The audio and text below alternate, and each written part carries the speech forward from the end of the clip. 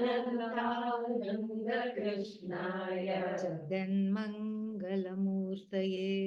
Jaganmangalamurtaye. Together.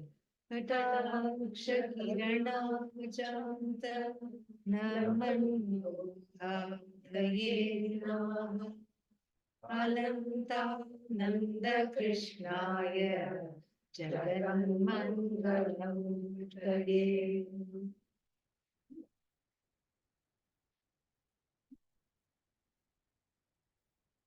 Mangala Acharanam means nice behavior.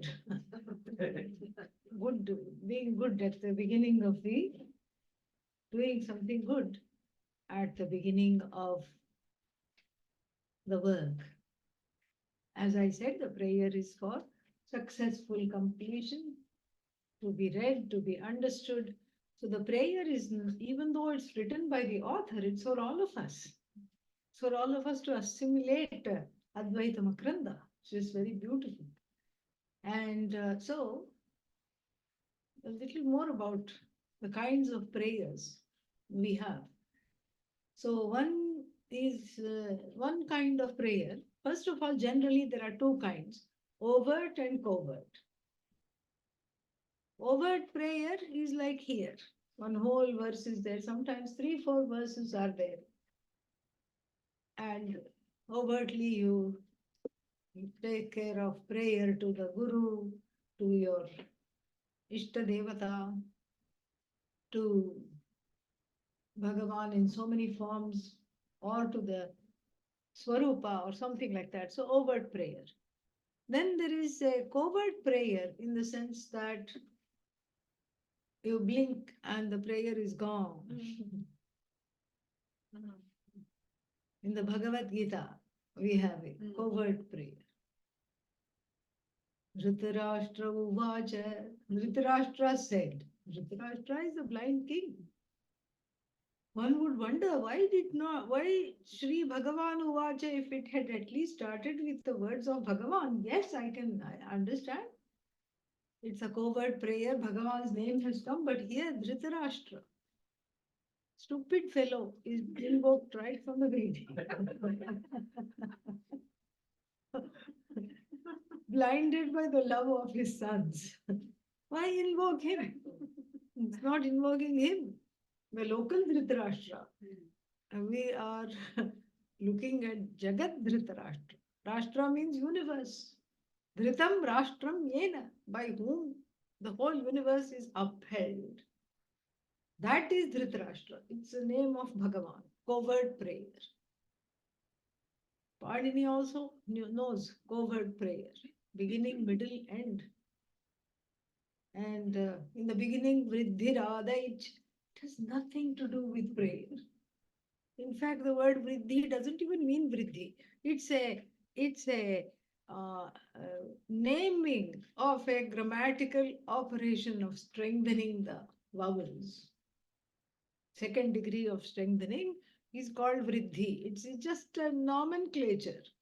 Samgya Sutra. And where this Vriddhi operation takes place? In these phonemes, At and Aich. It takes place, that is all, in certain letters. For those letters, there is this operation. That's all it says. But even there, Vriddhi, double meaning.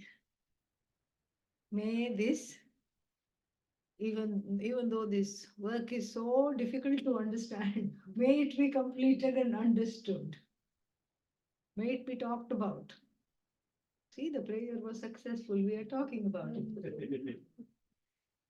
And so, overt and covert. And then we have the, that's like a different category, overt and covert. That's just a general, what's it saying? Demarcation. Then we have certain different kinds of prayers from a different categorization. And here we have sometimes the invocation of Ishta Devata. Here it is there. Ishta Devata means we have the ability and the privilege to be able to invoke God in any way, form, manner one likes. Here, the favorite deity of the author is Krishna. So then, Ishtadevata Smaranam, that's one of the functions of the prayer sometimes. And sometimes it is Swarupa Anusandhana, meaning the prayer itself talks about the Atma and talks and is an invocation to that reality which I am yet to know, which I have to understand. Very nice. So, and then similarly to the Guru, prayer is done to for the sake of gaining the or honoring the Guru, gaining the grace of the Guru, Bhagavan, Ishvara, etc. And so these are the different ways in which the prayer is done.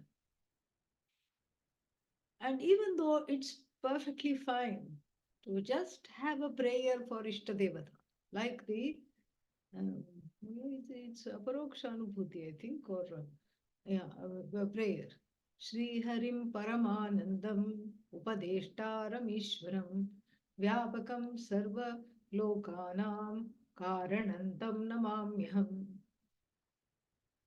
And so it is a prayer for Hari. And what kind of Hari? One that is the one that pervades all the three worlds. One who is in the form of Ananda. So we have both Swarupa Lakshana, Ananda, Paramanandam, Ananda, Satchidananda. The Satchit also comes. When you say Ananda, Satchit comes. When you say Satchit, Ananda comes. It all goes together. So here, then first line, Swarupa, the truth of oneself, which is Bhagavan, which is the essential nature, the intrinsic nature of Bhagavan as Satchidananda is lauded. And in the second one, Jagat Karanam, the one who has also projected this universe of names and forms. So that is just one way. Even there, it is much more subtle than saying you are my Ishta Devata, because Bhagavan, from both the standpoint, from the standpoint of the essential, unchanging, invariable nature, and also Bhagavan as the function, having the function, the as though function of projecting, sustaining, and taking back the universe in the capacity of the creator, that also is invoked. And then sometimes the prayer gets very fancy and talks about not only God, Guru, but also the operation of the knowledge, how the knowledge takes. All in 2 lines they do these. I don't know how they do these things. In 2 lines. Namah Shri Shankarananda Guru Padambu Janmane Savilasa Mahamoha Grahak Grasaika Karmane. So Namaha to my Guru. Who is this? Vidyaranya is praying before writing the Panchadashi. Namaha to my salutations, surrender to my Guru. Who is this Guru? This Guru is Shankarananda. Either Adi Shankara or some other Shankara in the line who is in the form of Ananda. And then what is this? The Guru has special powers here. And what is the power of the Guru? Guru has only one job. The Guru is not babysitting. The Guru is not doing anything else. What is the Guru doing? Eka Karman. Eka Karma the Guru is. One job Guru. And that job is also described. And in the process, how the ignorance is spirited away by the Guru is described. So, Mahamohagraha, the alligator of great delusion, alligator or some biting thing, you can say shark, you can say biting whale, whatever it is. some aquatic biting creature, okay? Yeah, which is there in the ocean of delusion. Savilasa, along with all the other, problems. Mahamohagraha, that alligator is swallowed up by whose feet? Not only him, the feet. The feet of the teacher, the feet of the teacher kills the ocean of delusion along with all the sharks and alligators and everything. Very beautiful. So, like this, there is a very rich, we can just do a complete study of, these opening Mangalacharanams. Very fruitful it would be. One would study just that. And it's very, very nice it is. And then sometimes the prayer is very straightforward, but then it gives the Anubandha Chatushtaya in the prayer itself. What is Anubandha Chatushtaya? The statement of the, what is that? The subject matter, who the audience is. You have to tell that. So that anybody who is not interested in Vedanta immediately puts the book down. So, not for me, not in this life. So there's a certain intellectual honesty in doing that. Yeah, Vedanta is not deluding people to come to them and then say, yes, yes, you have to study this and wonderful things will happen. Yes, you do have to study this and wonderful things will happen, but it is not for everyone. So for example, the opening prayer of the Tattva Bodha. Vasudevendra Yogindram Natva, having saluted Vasudeva, who is either Krishna or Vasudevendra must be the name of his guru, we don't know. Sometimes there is what is that? Deliberate obfuscation between Guru and Bhagavan. Vasudevendra, who is Yogindra, who is the king among the yogis. Natva, having saluted. Who is he? Jnana Pradam Guru, who is the giver of knowledge. I then set out to write this Tattva Bodha. This Tattva Bodha is presented. He doesn't say I write. In Sanskrit, out of humility, passive voice is used. In English, we just tell the children, even in grammar school, elementary school, use I, use I. So Sanskrit has a different tradition. So Tattva Bodha abhidhiyate. Why? Mumukshunam hitarthaya. For the sake of the benefit, for the comfort of all mumukshus. If you say what kind of shoe, then this book is not for you. Okay? So that means you should at least know what is the meaning of mumukshu. Okay? Mumukshu, seeker of freedom. You should know what I'm seeking freedom from, that also one should know. So that is the audience already. Tattva Bodha, the essence of this knowledge, that's the Vishaya. Subject matter is there. The audience is there. Mumukshu is the audience. And then the phala is also given. Hitarthaya, benefit. And what is the benefit for the seeker of freedom? Freedom is the benefit. It's implied. How do you get the freedom?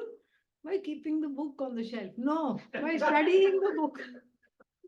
There is a connection between the study of the book and the gain of the freedom. So all four things are gone. Some prayojana is the hitartha. Prayojana means the benefit. And then who is the audience? Who is getting the benefit? The seeker of the freedom. And then what is the subject matter? Tattva Bodha is the subject matter. Tattva Bodha is also the title. Tattva Bodha is the title. Tattva Bodha is the subject matter. The essence of this teaching is the subject matter. And then what is the sambandha? What is the connection between the subject matter and the prayojana? How are they connected? How am I going to be benefited by the subject matter? Only when I study that and expose myself to the subject matter, then only the freedom comes. So the freedom is contingent upon what? The study.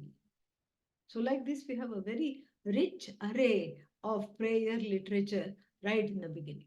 This one is also not an exception. And also this is a very particularly beautiful one. So the first one itself is a long compound. A long compound. First we'll see the meaning. Okay. Yeah. So the meaning of the first line is Namaha, my salutations. The author is saluting on his behalf and on behalf of all of us. Even you can say my salutation. Everybody can say my salutation. Namaha, my salutation. My salutation unto who? Unto the one who has siphoned off, the entire ocean of samsara. Like one who takes tirtha in the temple. You go to the temple, and then whatever that holy water, they give you 1 or 2 spoons and you slurp it up. That's all it is. Yeah. And you just drink it. And so how easy it is to drink that. It's just you don't have to think, okay, how big is my mouth? Will it fit in my mouth? Will I choke on it? You don't have to think about all this. Very effortless, mindless activity actually. It is given, you just drink it. But imagine instead of the 1 spoon or 2 spoons of water, Ganga water, which you get in Rishikesh, instead of that, the whole ocean is sitting in your hand. Ah. So here is the person unto whom the prayer is directed. Bhagavan and Guru combined again, just like some of the other prayers that we visited. So, like that, here is a person who is what is that? Who has this special ability to siphon off what? Maha Mohabdi. Mohabdi. Abdi, ocean. Mohasya abdhihi mohabdhihi. Achantam achantah mohabdhihi yena saha. So by whom? By whom? We have to go step by step because it's a multi-level, what should I say, compound.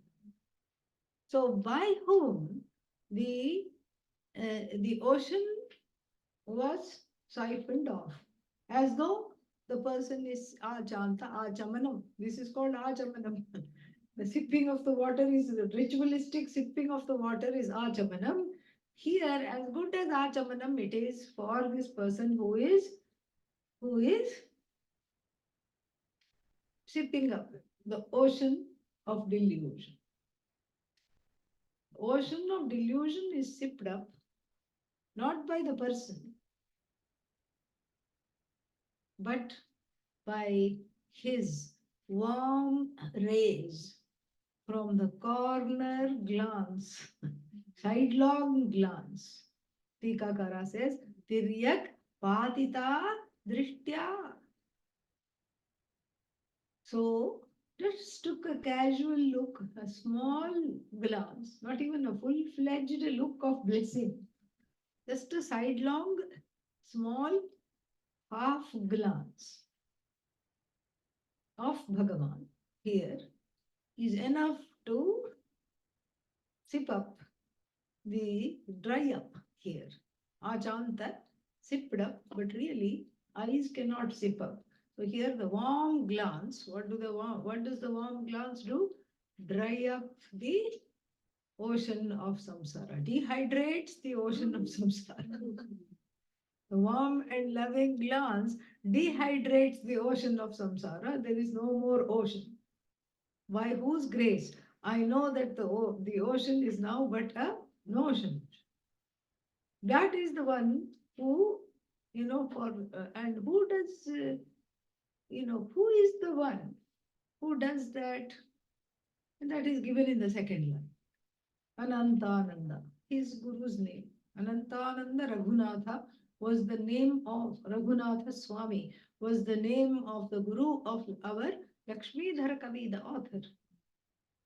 But also Lord Krishna is there. And there is a pun. Anantananda, who is guru, but Krishnaya. Krishna is also Ananta. Anantananda, who is of the nature of endless joy, endless happiness, limitless in, in the expression of this joy. So, but before that, Kataksha Kirana Achanta. So, Kataksha Kiranaihi Achanta. Achantah Mohasya Abdhihi Yena Tasmai. So the in the nominative case, the compound would be Kataksha Kiranachanta Mohabdhihi. But it is unto that person. So it's the fourth case. Mohabdhaye, like Haraye. So Kataksha Kiranachanta Mohabdhi Tasmai Mohabdhaye Namaha. But then one word is missing here. Namat. The word namat is hidden there. Namat means what? So we have to ask another question here. So does this siphoning off of the ocean of samsara happen for everybody? No. Only for those who have surrendered unto him. Namat. Surrendering, actually it is present participle. Shatru, namat. So namat, actually it is namat, but then it goes, when you make a compound, it goes back to the original pratipadika. But then that namat is followed by makara, then the sandhi takes place. Naman, it nasalizes, takara becomes nakara because makara follows. And so naman mohabhaye namaha. So how do you translate in English now? Namaha unto that person who has sipped up, whose warm glance, loving, we have to add, warm means not hot, fiery glance, but whose warm, loving glance has siphoned off the ocean of samsara for those surrendered unto him. First line. We're just seeing the translation. We have a lot to talk about. And then, who is this person? Anantananda, Guru's name. And then he brings in Krishna also, because Guru is seen as an incarnation of Bhagavan. And the distinction is purposely not made so that the knowledge can take place. So, Ananta and the one who is Ananda.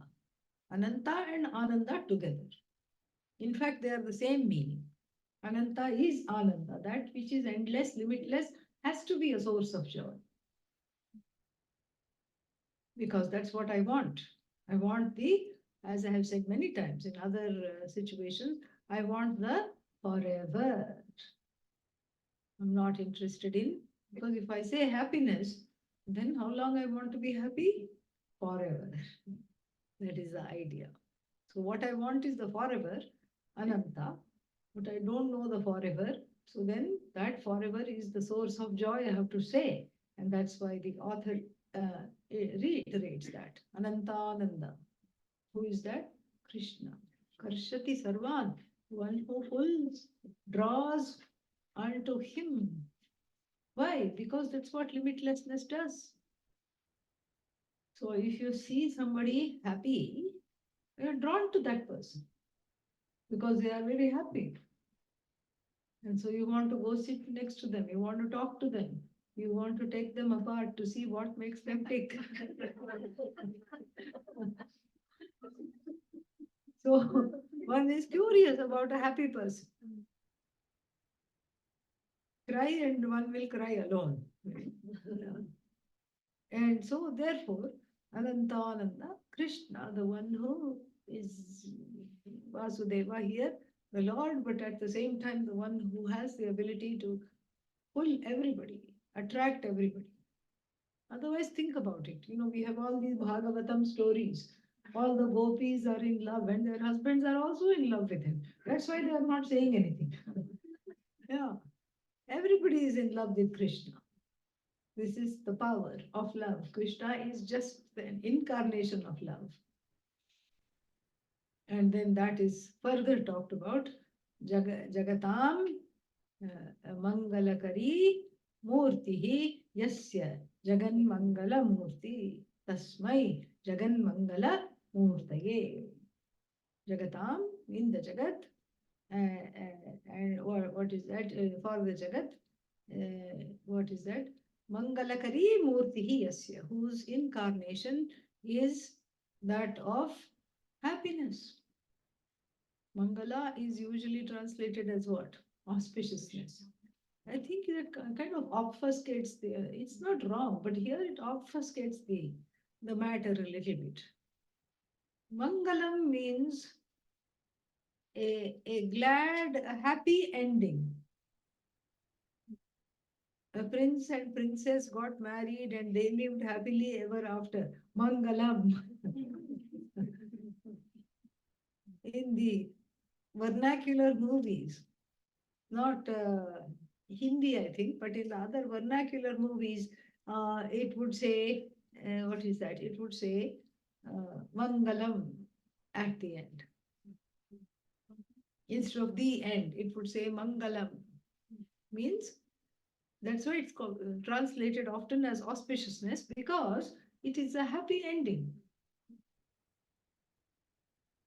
Happy ending is there only in storybooks, and they lived happily ever after.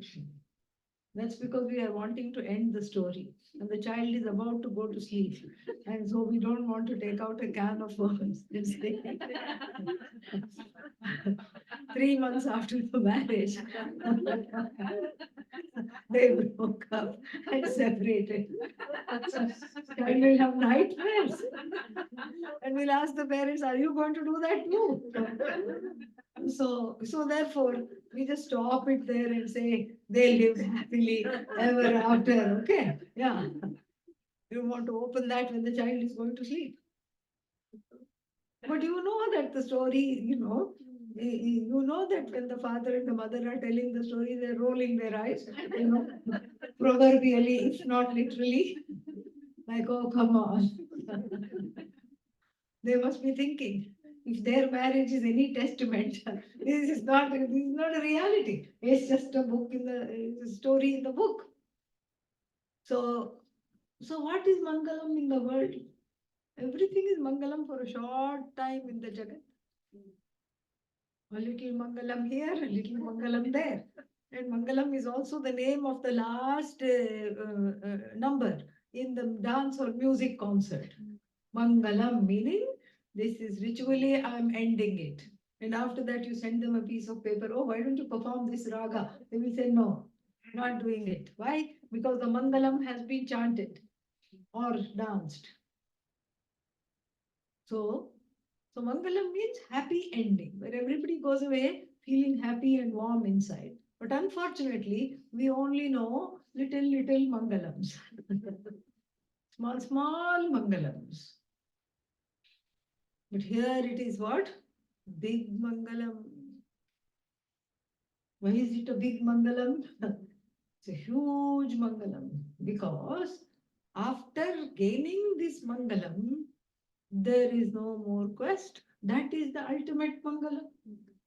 That which takes away the desire to keep seeking endlessly. takes away all the nonsensical pursuits in life. I think I will go, what is that called? Zip lining. Yeah. Or that other one. What is that? Bungee cord jumping. These are all residues of spider janma, spider life. Samskaras are there, memories are there. And so, this is, and then what? Those are all small, small things. After this, you get a thrill, any kind of thing. Hot air balloon, so many things are there. Then you, what is that? You go behind the boat in the water. Water ski? Yeah. No, it's called something. Ski is okay. It's yeah. Parasailing. No, that you go up. Here you are down only because what goes up must come. Jet ski. Yes.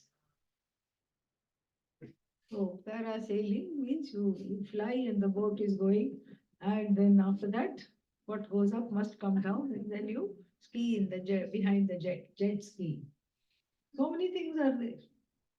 Small, small mangalams. Everything gets over. There's only one thing that doesn't get over. That is you. Because there's nothing to get over. It's not put together, therefore it doesn't fall apart. And it is something to be understood.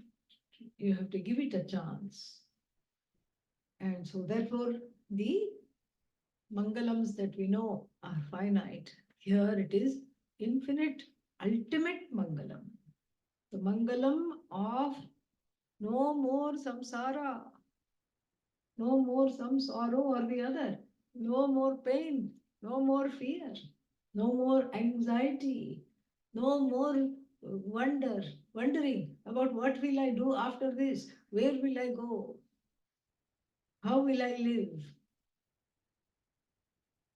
will people be nice to me? These are all questions that come. Will I get what I want? How will I get what I want if I'm not allowed to pursue it? All these things, so many things. And all these questions are put to rest because of which knowledge that is called Mangalam.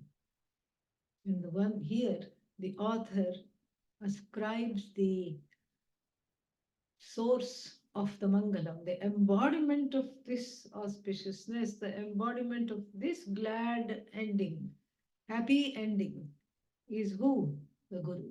The Guru embodies this Mangalam, received the Mangalam from his teacher, her teacher, and then is giving it to the author and has given it to the author. And we are the recipients of it also. We are the vicarious recipients of this prayer. Very, very nice.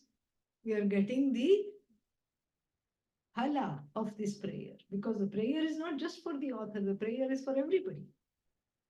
So then, Jagat Mangala Mukti, Mangalakari Murtihi Yasya, Jagatam, in the whole Jagat, the one whose embodiment, whose incarnation is what?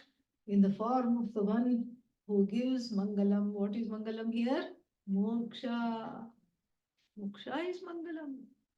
Freedom from seeking, freedom from pain, freedom from anything that I don't want, freedom from inauspiciousness, sorrow, anxiety, all these things. So the one whose embodiment, who is the incarnation of moksha.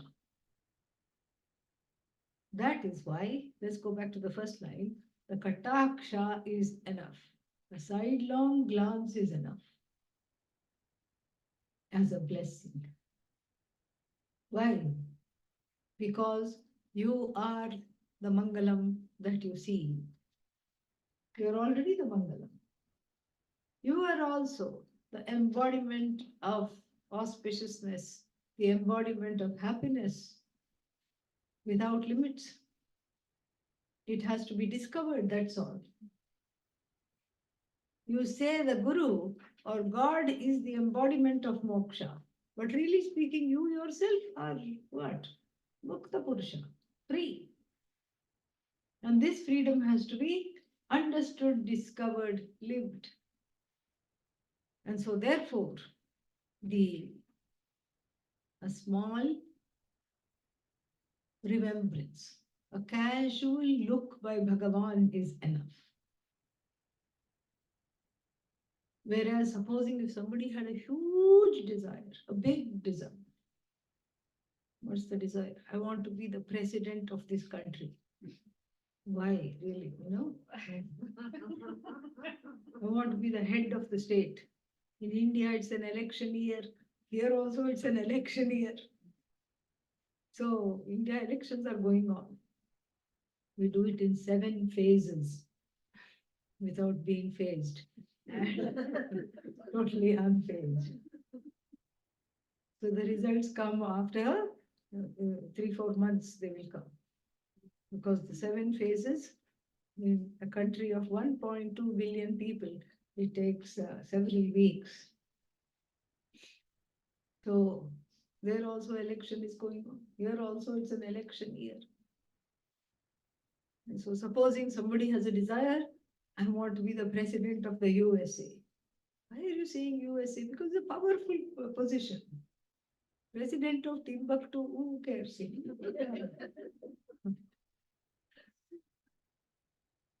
Like Maharaja of Tanjavur. So Puju Swamiji went to some, the Saraswati Mahal library, the ancient library, all the invaders had burnt all the books. So then the books had been digitized, some of them, and reprinted and rewritten, everything. And everything had been restored, and the library was remodeled and opened. The Maharaja of that particular place was supposed to come and inaugurate it. Everybody was waiting. Then finally, somebody said to Swamiji was just looking somewhere, and then somebody said, Maharaja has come. He said, where? He thought he will come at least in a car. The man came in a tuk-tuk. Yeah. Not even a motorized tuk-tuk, a tuk-tuk where you have to pedal. Yeah. A tricycle, basically. The man came in a tricycle. That's not an aspiration. I want to be the Maharaja of Travancore, Tanjavur, all these things nobody wants. President of the United States means what? You can do a lot of things. You have a lot of power. And so if you take this desire to Bhagavan, and Bhagavan gives a sidelong glance, glance means grace, okay? Yeah. Do you think it's going to happen? No. You need a lot of grace. First of all, the Purva Punya must be there for this kind of adhipatya, this kind of power. It's not so much about money, it's about power. To have that command over this country, which is seen as the leader. So, a lot of merits from last life must be there, waiting to be spent. Plus, everything should go your way. The other person should not come ahead for whatever reason. And then you should not lose by 1 vote. Happens. In small elections, it happens. After 3-4 recounts, 1 vote. Did the fellow in. So for that, Kataksha will not work. Kataksha means sidelong glance. For that, you need a full-on, great grace. You need to do Rajasuya Yagya. You have to do for kingly enjoyments, there is a Yagya. Ashwamedha Yagya, Rajasuya Yagya, all these things are for kingly power. Vashikarana Yagya, all these things, so that everybody is under my thumb. That is what it is. So you have to do all these big prayers, and you have to ask Bhagavan to open the eyes wider and wider and keep looking at me because I need this grace. The prayer produces a grace which I want to be visited by. which I want to be visited by, and I want the grace in full-fledged to completely look at me. But here what? It is Svata Siddha Vastu. Siddha Vastu Vichara, not Sadhya Vastu Vichara. Siddha Vastu Vichara means what? It is an already established fact. Moksha becomes you, literally, figuratively. Moksha is you. It is already you. Before the study of Vedanta, it's not that you were unfree, and now after the study you became free. Before the study of Vedanta, also you were what? Free. After the study of Vedanta, also you are free. What's the difference? Before I did not know it, now I know it, or I am in the process of knowing it. This is the understanding. So, therefore, a small look of activation of this grace to be able to surrender to Bhagavan and the Guru, to be able to gain a Guru, to be able to gain the three M's. Remember, we have talked about the three M's. What are they? Manushyatvam, Mumukshutvam, Mahapurusha, Samshraya. In America, we only know M&M. This is M&M. Three M's. Manushyatvam, human birth. Human birth to gain out of all these other desires. Because for every desire, there is a birth ready. If one loves to be territorial, dog life, very easy. Bark at everybody that's coming a little bit near. Finish. Protect everything you think, should be protected. And then, like this, so many lives are there. If you want to keep biting, many kinds of things are there. Things in there are many things in the universe whose hobby is to just bite. Okay, crabs, scorpions, lobsters, all these things, snakes, they just bite because they feel like it. So, out of all these birds that are waiting in the wings, how come the human birth got fructified? Perhaps there was this uh, desire for Vedanta.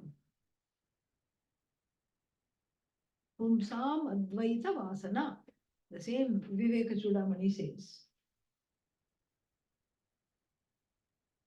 It is difficult to gain a human birth.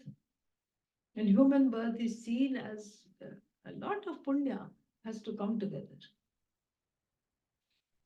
And even if you bypass the human birth and gain a celestial birth, one of the musical devas, yakshas, kinnaras, gandharvas, there also knowledge cannot take place because there is no break from music. All the time you are singing and dancing. You have no place to even ask the question. Because it's a bhoga sharira. It's a sharira where you are expending the karma.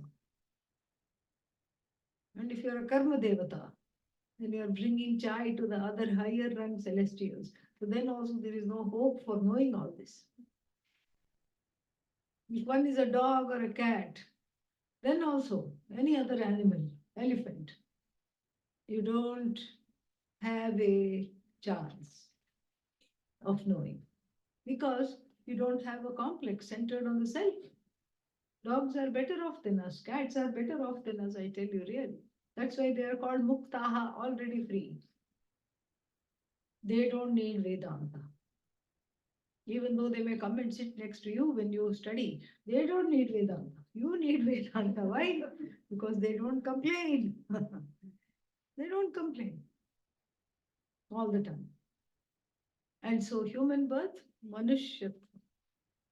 Okay, I may have got the first M, human birth. Yay! What are you doing with it? Nothing. just biding the time. What a waste of life. Really. Holding the brain cells, holding the buddhi. That is what the same Yajnavalkya, about whom we talked in the morning class, appears also in the evening class, talking to a different lady here, Gargi. Gargi was testing him to see if he belonged in the August Sabha, assembly of scholars. So she was asking him many, very tricky questions, trick question. Who is the stingiest person on the planet? And she asks, without batting an eyelid, he says, what does he say? The one who departs the world without knowing the Atma. What's the connection between stingy and not knowing the Atma? Because the brain cells have been hoarded, not used. The buddhi is given for this alone, the intellect is given for this alone. And I have you wasted it totally. So then this is you can be a Manushya, human being, but mumukshuta is not there. The desire for freedom is there, but it is suppressed, tamped down. And when it is tamped down, it morphs into the desire and the longing for small, small things. So the big thing is gone. You don't see the desire is really for that which never comes to an end, because one is mired in the all the finite. So Manushyatvam, Mumukshutvam, the desire for freedom, which is kindled, is also needing grace, great grace. Bhagavan's grace, one's own grace, Shastra's grace, Guru's grace. Then after that, getting the correct kind of teacher. Correct teacher. This is very important. Sometimes they are called teachers, but they don't teach. You know. It's wonderful to be with them. Perhaps they know, but they have taken a vow of silence. So you go there and feel better, come back, and then come back to your room and then cry because you are no longer with them. So that doesn't help me. I need this knowledge. I need somehow they should be able to communicate even by sign language, like Dakshinamurti did. Vedantic sign language he taught. So that communication must be there. And so there and a teacher and a lineage which does not distort the meaning of the words of the Upanishad. And so therefore, Mahapurusha Samshraya. And my own ability, the Atma Anugraha must be there, the grace to be able to surrender when the right teacher comes along. The grace to be able to surrender to this knowledge should be there. When the right lineage, the right teacher comes. That time I don't hesitate, I don't keep going back and forth, I don't keep questioning. So for all this, Bhagavan's grace must be there. Bhagavan's grace means your own prayer is given back to you in the form of this karma phala called grace. But since moksha is not a karma phala, very important, moksha is not the result of action. Moksha is already there. So therefore, a small sidelong glance is enough. Very beautiful. If you want karma phala, you need full, big look. If you want the result of action. Here, I don't want the result of action. It's not a result of action. What I'm seeking is an established fact. It's not a result of action. And since it's not a result of action, what do I need? Just a small look to be able to activate some of these latent fears, desires, all these things which are all jumbled up, mumbled up. And so therefore, the one whose slight glance, a sidelong glance, a warm glance, loving compassion, the warmth is the love and the compassion. And why is the teacher compassionate? Because the teacher sees that one is suffering because for no reason at all. The problem itself is not there. And here the student is saying, please give me a solution. Solution to what? There is no problem. Pujya Swamiji wrote one booklet. Vedanta has no problem and psychology has no solution. There is no problem. Oh, I feel terrible. You really don't. Who are you to tell me I don't feel terrible?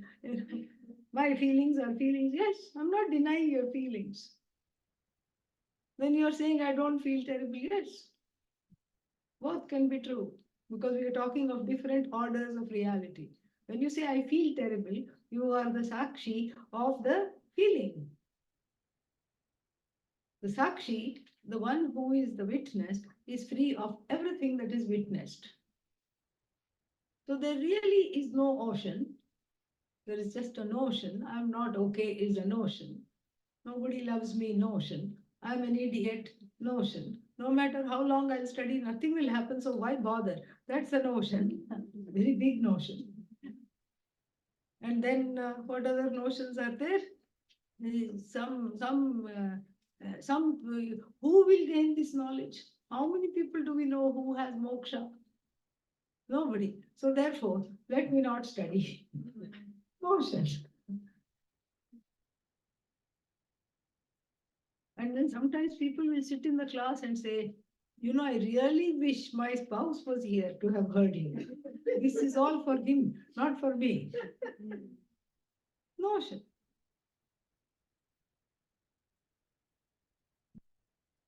And so, like this, the notions have to be, the notions have to be not taken seriously. They have to be watched. They have to be watched means witnessed. They have to be loved up, integrated, and then dispensed with. Move on. Just this is what everything is like. Oh, it's a big thing. Everything is a big thing. Oh, ayo, the whole world is on my head. This is how the student is saying, please save me. This is not a salvific tradition. There's nothing to save. Saving is possible only when you are enslaved, but there is no enslavement here. There is only what? Notions. And this notional ocean is dispensed with a compassionate glance of the Guru. He says, what are you doing here? What are you mourning over something? You're mourning something that has not happened, that will never happen. And so that requires some understanding. So this is see how it starts with a big bang? Yeah, very nice. So that's the first mantra. Kataksha Kirana Chandra Naman Mohabhage Namaha Ananta Nanda Krishnaya Jagan Mangalam Murthaye Ahamasmi Sada Bhami Ahamasmi sada bhami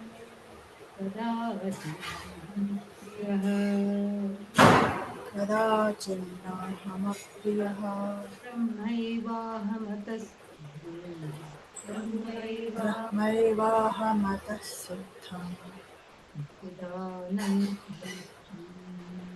Satchidanandalakshanam. There's a lag in the room.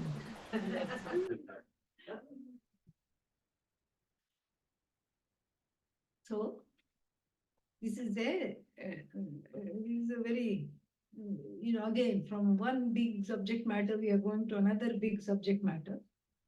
And let's see the construction of this line, the lines, because they are going to follow the same logic. So first, the statement is given. The vision is given in the first line.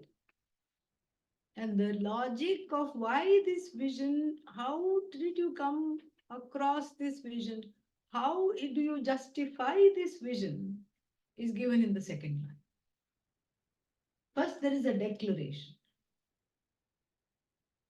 Aham asmi. I am. Means what? I exist. Sada bhami. Always I shine. Not that one is an isotope, okay? Radioactive, neon.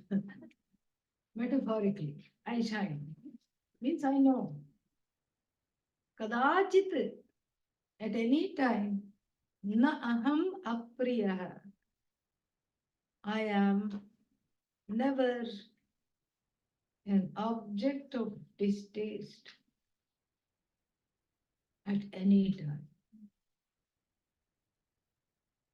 This is the declaration of vision in the first line, and in the second line, it says, what does it say?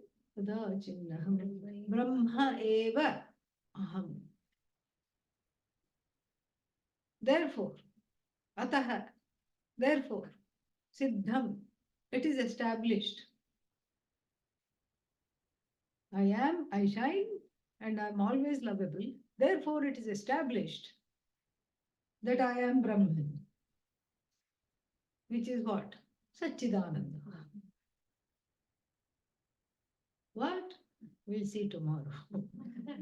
Om Purnamadav Purnamidam Purnat Purnamudachyate Purnasya Purnamadaya Purnamevavashishyate. Om Shanti. Hari Om Shri Shri Guru Namaha. Hari Hare Om. Om. I can धन्यवाद. couple of questions if anybody has. You can write in the chat box if you want, and people here can also ask if you have, no problem.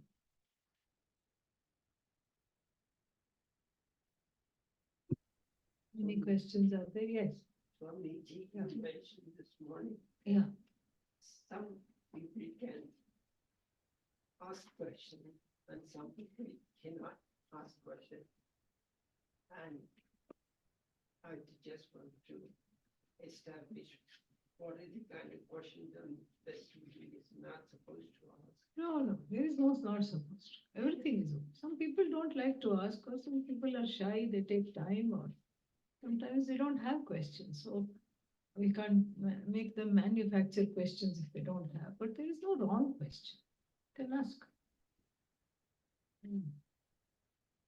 Question. Hmm. Explained it, but I still have some clarification I need. Yeah. Coming into this path and having the mumukshutvam itself is you need lot of punya for it, or lot of grace is needed. So how we can say only kataksha is. No, she wants a full-fledged.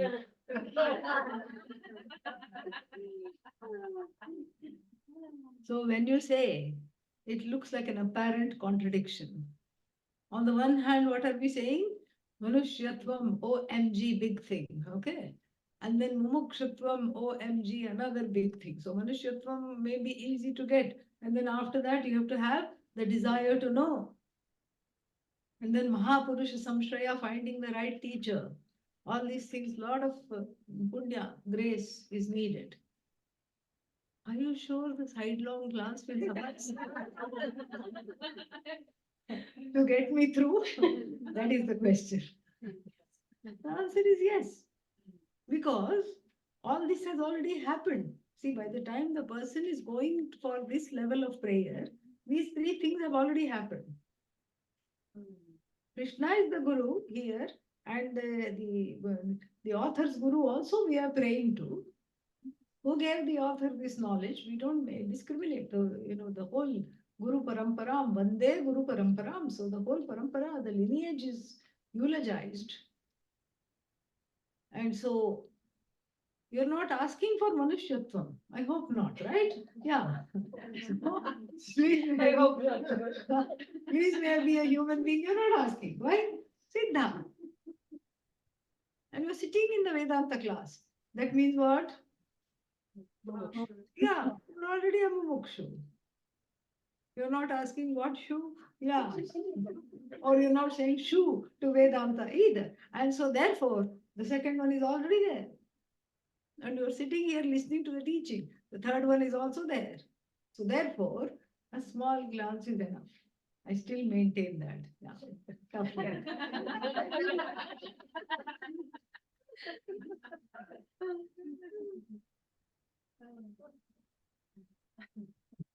Or kya? What else?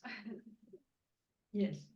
I have a question, but I'm not sure I'll be able to articulate it. So I'll try and then I'll see if something will come.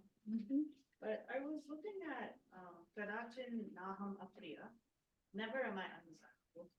And this seems like a little bit of like a magic trick. Because even things that are very good for you and that you should want are sometimes undesirable. Mhm. It's even sometimes the idea of moksha can appear undesirable, even though it is the Yeah. desirable thing. Oh, yeah. So can you help me understand the never am I undesirable? Yes, What is you know, never, we'll see that more in detail tomorrow. But for now, never am I undesirable because I'm always Priya. Where are we putting the I? That is the question. If I put the I means the I is placed with the body, mind, sense complex, then what happens? Nothing happens because the body is changing all the time. And then you eat one wrong thing and then it feels all bloated up. And then is that desirable? If I identify with the body, is that desirable? No, it's undesirable.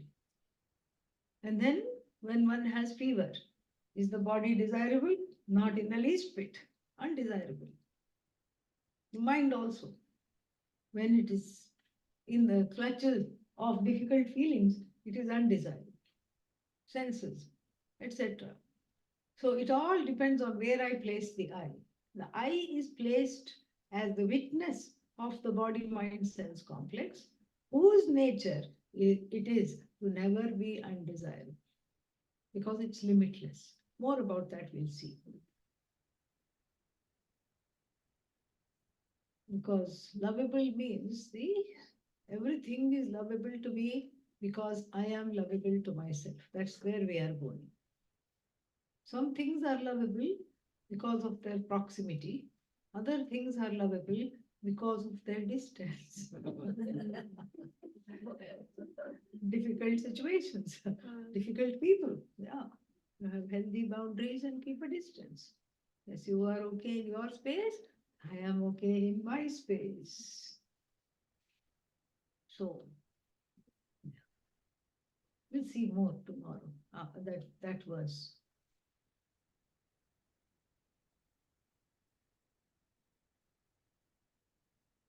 Other questions? Okay. Tomorrow, let us change one small thing because we have some from tomorrow onwards. So we have class till when? 9:30? Yeah, 9:30. So chanting from 10 to 11? Yeah. We'll do chanting from 10 to 11 and 11:15 to 12:15 yoga. Okay? Yeah. That will, I think, work better in terms of the flow. So we'll do that. Right? That's it.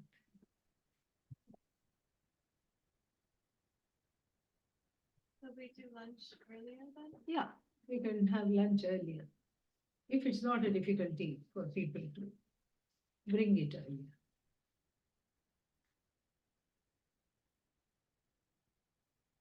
Nice to see all of you.